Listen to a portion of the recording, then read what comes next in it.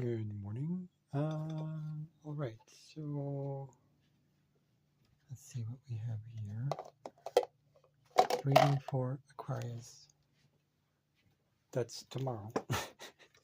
It's November 25, 2025. Pardon the mess. This is a messy place. The messy astrologer.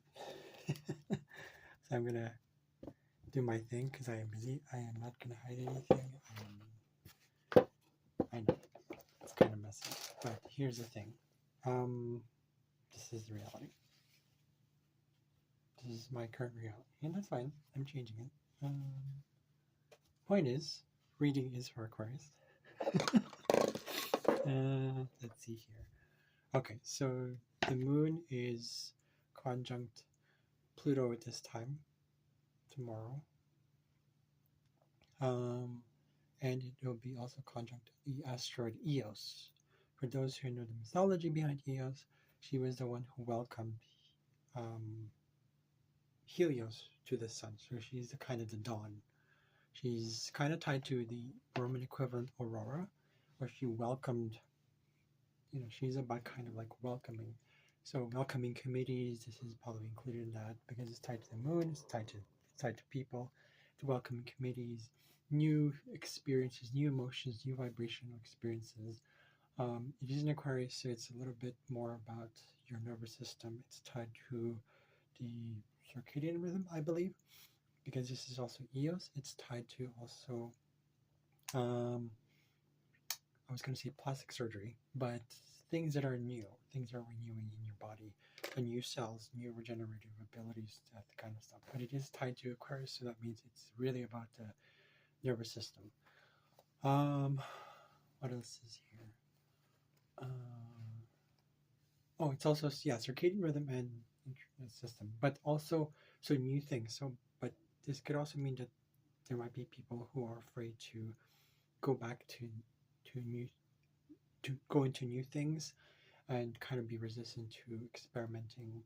So again, if you have placements in the early degrees of Aquarius and also the other fixed signs, Leo, Scorpio, Taurus, if that is the case, what's happening is there might be challenges when it comes to embracing new things, especially if it's in Scorpio and Taurus, because it's very stubborn signs, very like I'm gonna do it my way or the highway kind of thing.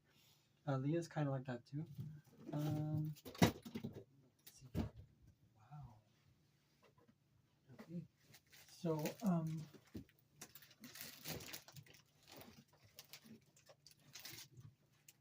I don't know if you noticed this, but because of the placement in Pluto in Aquarius, gravity is also a big thing because new things.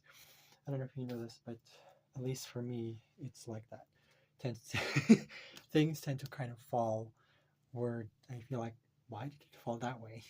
Like, watch out for that kind of stuff. Gravity, where it goes, it's kind of, to be honest, kind of like, ooh, it can be triggering. Especially when you're not present. It's really hard. Not hard. It can be challenging to do things, especially when you welcome things like it's like high energy. When you said yes to many things or you kind of committed to many things, I've noticed on myself. It's kind of like it's not being present. It's just doing too many things at once. Watch out for that kind of stuff, especially if it's if you're a Gemini or if you're an air sign like also Libra. That's specific like Gemini or even Virgo. If Virgo is you have placements in Virgo in the earlier degrees, it's actually about 1 degree Virgo, approximately there, and it's quincunx to Pluto, especially with Eos there in 3 degrees. There's going to be that whole, it's going to feel like you have to make adjustments to things.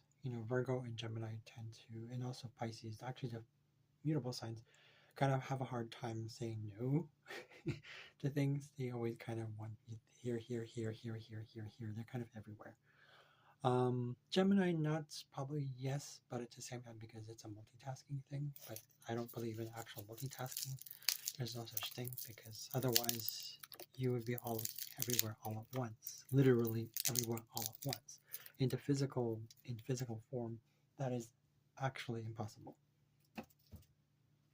Correct me if I'm wrong, but I don't think I am. So anyways, so this will be new beginnings, also resistant to new things, kind of going back to the old. So it could also be like, or it could be the opposite, refusing to learn from the old things and actually moving to new things, escaping to new things and escaping to just new things. It's just like I'm tired of the old kind of thing. So the trick there is to revisit what the old things are going to, or what lessons you have to learn from the old things, right? Old life. So it's really learning from that. So this also includes anti-aging things, anti-aging products. If you are stuck in that mode of taking anti-aging things because you want to remain young, it can be triggering. Now, if you're looking to remain young because you've already embraced yourself, embraced your path, embraced who you are, great. Other than that, it can be quite challenging. Going to the shadow work. Aquarius tends to be quite analytical, right? Very analytical, to the point where it's kind of like it analyzes itself to death because it goes into science and sometimes becomes quite ungrounded, right? The trick is to go into its shadow, which is through Leo, which is embracing the heart, being open to what the heart will say. What lessons does the heart have to teach you? Those kind of things. Well, I know that I have South American Aquarius. I behave quite Aquarian actually, but I'm learning to embrace my heart again, being vulnerable, being childlike, being present. And so that's what this whole placement, and this is what EOS is telling us. It's like, do you want to resist the old stuff? Maybe not learning from that and kind of going one direction only. You have to learn from both directions. You have to incorporate everything. You have to integrate. This is perfectly placement. It's placement in Pluto, because Pluto is about that stuff. It's about going into the shadow as well. It's pretty much tied to the other placements, to the other bodies or planets or whatever, what have you, that Pluto is tied to. Orcus is about integration. It's the centaurs, Pholus, Nessus, Ixion, okay, and Chiron. They're all about integration, balancing the left and the right, dark and the light, good and evil, as we like to label things as humans because we live in a polarity. This is what it is. So embracing the old within you, and making it part of your, start to reintegrate that. I mean, the mood is here, yes, but there's that placement that EOS is in. There's a reason for that. So there's other stuff with EOS. What is this one? What did I say that? Yeah, so basically watch out for beginnings. It's new beginnings, but don't be too caught up in like, oh, I got a new stuff, because it's like when we don't appreciate what we have, we're going to lose what we have. You never know what you really appreciate until you lose it, right?